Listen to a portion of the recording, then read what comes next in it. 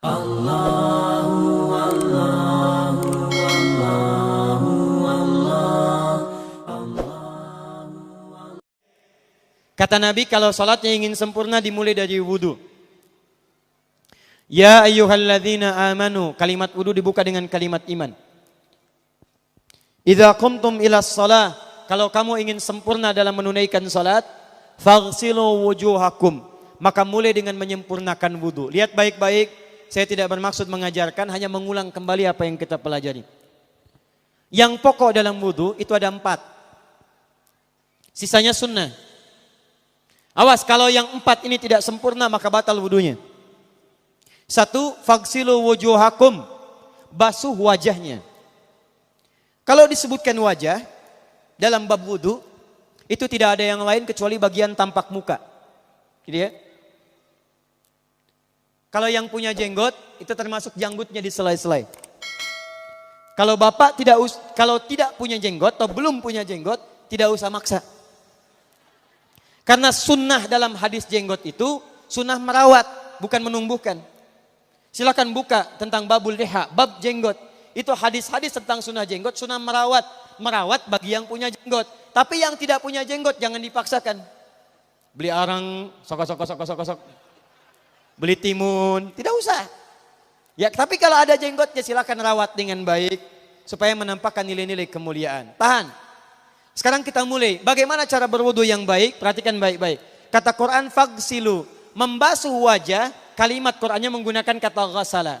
Ghasala itu ambil airnya, tumpahkan di tempat yang dibasuh. Ambil airnya, tumpahkan di tempat yang dibasuh. Mohon izin, tahan sebentar. Mas, sini mas. Punten ya, yang kan bantosan, kadia sekedap. Sifat wudu cuma ada 3. 1, pakai keran. 2, pakai gayung. 3, air yang mengalir. Ya, seperti di sungai ada air mengalir itu nggak ada masalah. Tapi kalau menggunakan gayung atau semisalnya, Nabi itu diriwayatkan dalam hadis itu sangat menghemat air. Bahkan pernah beliau kemudian berwudu, kalau kita kemudian hitung itu hanya sejumlah Pak, seaqua gelas Pak, cukup. Atau yang kedua menggunakan keran ya. Kalau sekarang kita ada keran, contoh ini kerannya. Ya. Kerannya agak tinggi sedikit. Nah. Dan kita sesuaikan. Ambil airnya. Misal contoh, ghasala itu bukan ditumpahkan, ambil air, tumpahkan di tempat yang akan dibasuh begini. Yang telunjuk itu kemudian menghapus atau menghilangkan kotoran di sela-sela mata, contoh. Yang jempol menghilangkan kotoran di sela-sela telinga bagian belakang di sini. Ya. Kalau misalnya saya mulai ambil airnya, kemudian saya tumpahkan di sini, yang telunjuk membersihkan di jari-jari di sini, di sela-sela mata. Yang jempol kemudian membersihkan di sela-sela di bawah telinga sini. Kemudian di selesai. 1. Tahan sebentar ya, ini praktek dulu sebentar. 2. Wa aidiakum ilal marafiq, ini yang sering keliru. Dan tangan sampai siku. Ingat, tangan bahasa Arabnya yadun. Tapi dalam ibadah itu selalu diberikan batas. Misal, ini kafun. Ini asabi'. Ini sampai sini rusghun. Sampai sini, Bapak Ibu sekalian, ini namanya mirfaq, jamannya marafiq. Sampai sini katif. Dari sini ke sini itu yad, tangan. Dalam bab salat, bab wudu, bab ibadah, tidak pernah Al-Quran dan hadis menyebutkan tangan kecuali diberikan batasnya. Contoh, kita saat akan takbir, Allahu Akbar. Lihat An-Nasai nomor hadis 886.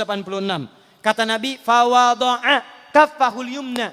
Maka orang salat itu meletakkan telapak tangan yang kanannya alal yusra, di punggung yang kirinya. Jadi begitu takbir, Allahu Akbar, yang kanan meletakkan di punggung kiri. Apa batas meletakkannya? Cuman sampai 3. 1, yang telapak ke punggung begini, jadi boleh begini. Yang kedua, pergelangan ketemu pergelangan begini. Rusgun ala rusgin. Jadi begitu takbir, Allahu Akbar, ini boleh. Tapi nggak usah diukur Pak ya, jangan telat. Allah. Pas, cepat. Boleh nanti lebih sedikit ke sini. Yang tidak boleh, awas ini dilarang dalam hadis. Yang tidak boleh kata Nabi, jangan engkau bersedekap seperti orang sombong. Kata para ulama bagaimana? Ketika tangannya bertemu dengan mirfaknya begini. Nah ini awas sedekap yang dilarang, hati-hati. Kadang-kadang ada orang menes ke puncak subuh-subuh sholatnya begini. Ya, awas nih. Cuman 3 kalau tidak begini, begini atau begini. Dan saat mengangkat itu cepat Pak. Hadisnya cepat. Fa wado'a. Fa itu di ilmu nahu harfu atfin. Rabitin. Baina syai'aini bila hudud. Huruf yang menyambungkan 2 peristiwa tanpa jeda, cepat. Jadi antara mengangkat dengan meletakkan langsung angkat Allahu Akbar. Tidak ada gerakan lain. Maaf, saya tidak bermaksud menyalahkan. Saya alhamdulillah ada koleksi 1235 kitab hadis. Saya mencari gerakan dari ngangkat ke meletakkan begini, tidak menemukan gerakan lain. Karena itu jangankan hadis-hadis yang sahih, di kitab hadis palsu pun pemalsu hadis tidak tertarik memasukkan hadis ini. Saking jelas jadi saat mengangkat langsung begini. Kenapa saya penting terangkan? Karena ada sebagian saudara-saudara kita merasa tidak enak. Ustadz, kalau saya takbir masa kiri duluan? Sedangkan kiri kurang bagus, yang bagus kanan. Saya mah pengennya begini aja lah. Begitu takbir kanan duluan baru tutup dengan kiri. Jadi begitu diangkat, Allah kanan masuk, kiri begini tutup. Kadang-kadang kaki naik dikit. Nah itu maaf, saya tidak bermaksud menyalahkan, tapi saya belum menemukan hadisnya. Dan pemalsu hadis pun tidak tertarik memalsukan hadis ini karena saking jelasnya angkat tutup. Jelas ya? Nah, sekarang lihat sini. Dalam bab wudu bahasa Qur'annya mengatakan wa aidiakum ilal marafiq, dari tangan sampai siku. Ila dalam ilmu nahu harful ghayah, huruf yang menunjuk pada tujuan, batas dari ke. Ana minal an sa'adhab min Menes ila Bekasi. Saya setelah ini akan pergi dari Menes ke Bekasi.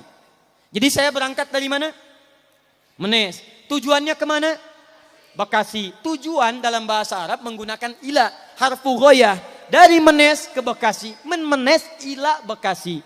Dalam wudu, lihat. Aidiakum ilal marafiq, ila sampai siku. Bukan dari siku ke tangan. Jadi saat kita mengambil air wudu, ambil airnya, tumpahkan dari sini ilal marafiq sampai ke siku ke sini. Balikan lagi ke depan. Jadi bukan kerannya dibeginikan, sikunya dibeginikan, takut, bukan. Jadi bukan siku diteruskan ke bawah. Yang tepat itu ambil airnya, kemudian basuh dari sini sampai dengan ke sikunya. Hati-hati, ini ada maknanya. Dan jika benar di hadis Muslim, jika orang wudunya benar seperti ini, maka bersamaan dengan jatuhnya air wudu itu, jatuh pula dosa-dosa dan kotoran yang melekat pada anggota tubuhnya. Tidak cukup dengan amin, nanti kita lihat dulu. Teruskan, saya baru caranya dulu nih. Awas. 3. Wamsahu biru'usikum. Wamsahu, lihat. Untuk wajah pakai gosala, basuh. Tangan gosala, basuh. Tapi ketika berpindah pada yang ketiga, wamsahu, berubah jadi masaha. Tahan sebentar ya. Cik calik. Duduk sini aja. Lihat sini. Ya, pilih. Duduk di sini atau ngapus. Sudahlah. Datang sendiri, nulis sendiri, ngapus sendiri, luar biasa. Cuman di Menes ini. Ini awas, ini penting ini Bu ya, penting. Saking pentingnya susah dihapusnya tuh. Dah sini aja, masaha. Sudah. Masaha artinya mengusap. Kalau yang tadi membasuh, kalau masaha mengusap. Jadi yang ketiga ini tidak usah dibasuh. Jangan tumpahkan air di tempatnya. Tumpahkan airnya kemudian usap tempatnya. Pertama, wamsahu biru'usikum. Masya Allah. Kata Allah, bagian ketiga usap kepalanya. Awas, hati-hati. Tangan selesai pindah. Pindah kemana? Bukan ke rambut, tapi kepala. Jadi dalam bab wudu yang diusap bukan rambutnya, kepalanya. Itulah keadilan Allah.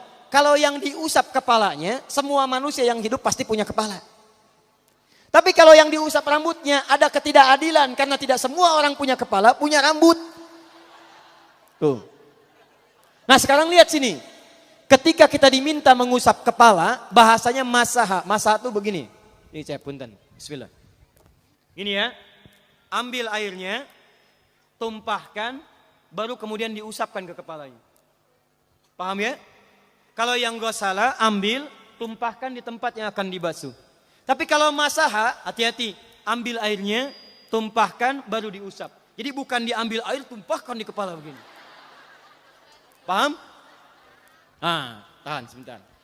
Dan ini menggunakan huruf ba, Masya Allah. Ba, lihat, wajah tidak pakai ba. Tangan tidak pakai ba. Tapi khusus untuk kepala pakai ba. Wamsahu bi. Huruf ba dalam ilmu nahu. Coba dibuka yang suka ngaji. Buka kitab Bughnil Labib an Kutubil A'arib. Halaman 29 sampai dengan 59. Di situ ada penjelasan karya Ibnu Hisham Al-Ansari. Ibnu Hisham Al-Ansari. Itu ada penjelasan tentang makna huruf ba. Huruf ba itu punya 14 arti dalam bahasa Arab. Ada ilsaq, ada istighraq, ada muhabah, ada ba li tab'id. Ba li tab'id dibagi dua. Tab'id ma'al hudud wa tab'id bila hudud. Ini informasi saja, Pak. Bahasa Arab itu luar biasa. Ada mahasiswa kita orang Indonesia belajar di Kairo di Mesir di Al-Azhar. Ngambil S3. Bahasannya nulis disertasi, bahasanya tentang makna huruf ba di ayat wudu. Wamsahu biru'usikum. Dibahas, hanya membahas huruf ba, Pak, satu huruf itu dapat doktor, dapat S3. Ayo silahkan yang belum S3. Ada huruf ta, ada huruf tha, ada huruf jim sampai huruf ya, masih banyak tuh.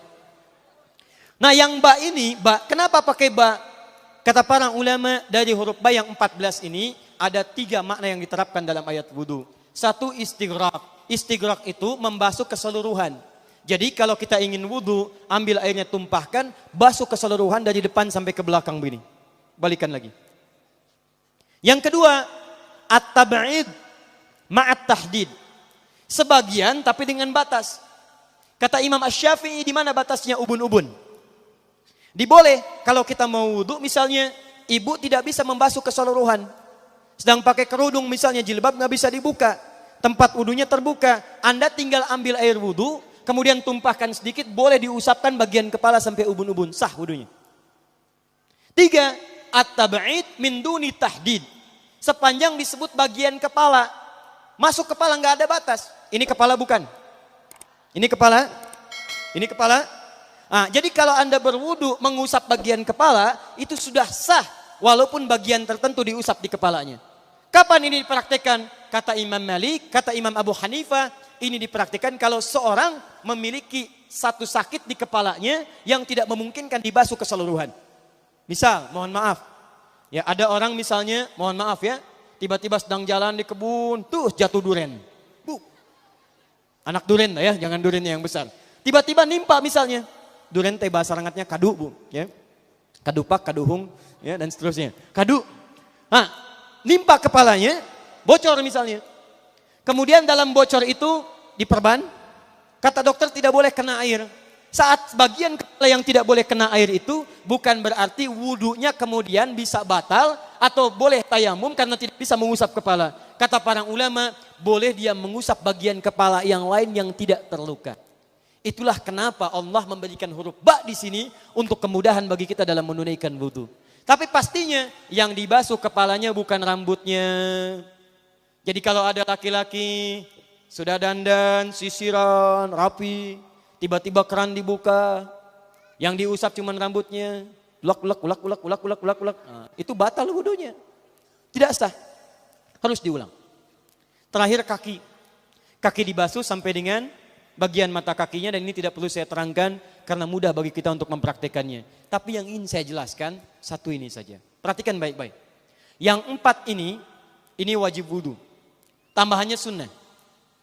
Niat dimasukkan dalam wajibnya. Lihat sini. Kumur-kumur sunnah. Telinga sunnah. Istinsyak sunnah. Yang 4 ini wajib. Tapi terlepas dari wajib dan sunnahnya, perhatikan baik-baik. Kenapa ini disebut dengan wudu? Dan hebatnya Al-Quran mengistilahkannya dengan toharah. Toharah. Apa itu toharah? Apa itu suci? Toharoh. Apa itu toharoh? Suci. Apa itu suci? Toharoh. Ada toharoh, ada nadhofah, itu beda. Kalau nadhofah, bersih luarnya, tapi belum tentu bersih dalamnya. Bisa jadi luarnya bersih, tapi dalamnya najis. Misal, hewan yang paling najis apa? Yang haram. Misal hewan tadi itu, hewan babi misalnya, misal dibersihkan, dimandikan, disisir, sampai bersih. Bersih tidak? Bersih, bersih. Tapi halal tidak? Suci tidak? Tidak. Al-khinziru nadhifun walakinnahu ghairu tahir. Babinya bisa bersih tapi tetap tidak halal, tidak suci dia. Tetap haram, tetap najis. Paham? Tapi kalau bersih luarnya dan suci dalamnya, maka kalimatnya berubah dari nadhafah jadi toharah. Toharah. Orangnya disebut dengan tahir. Kalau rajin dikerjakan disebut dengan mutatahhir. Wudu dalam Quran disebut dengan toharah.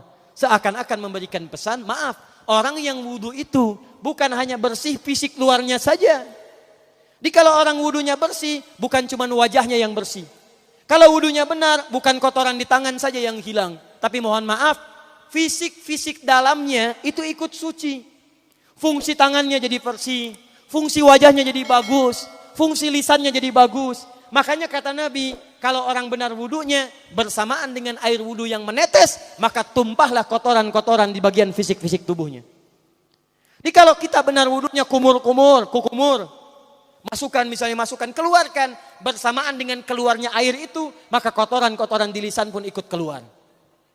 Tangan dibasuh, bersamaan dengan dibasuhnya tangan, fungsi tangan yang kotor-kotor itu ikut hilang. Hadis Muslim. Makanya orang yang setelah selesai wudu dia berdoa, apa wudunya? Apa doa wudunya?